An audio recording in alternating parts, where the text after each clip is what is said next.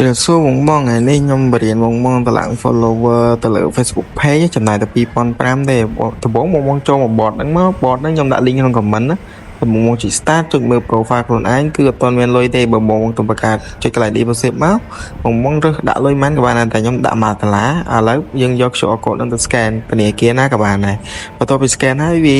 បូកលុយយើងវងមងតទៅពីបូកលុយយើងហើយយើងអាចជាទិញ service បានយើងចុចកន្លែង service នេះមកបន្ទាប់ពីកន្លែង service នេះគឺជា TikTok ទេបងអញ្ចឹងយើងចុចទៅមុខមួយទៀត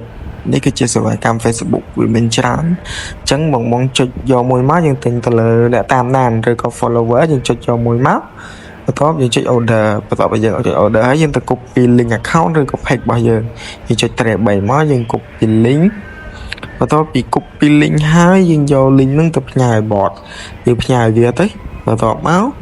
វានឹង load function ថ្មីហើយបងវាឲ្យរើសតែខ្ញុំដាក់ 1200 អញ្ចឹងយើងចុច custom រូបវាខ្មែរនេះមក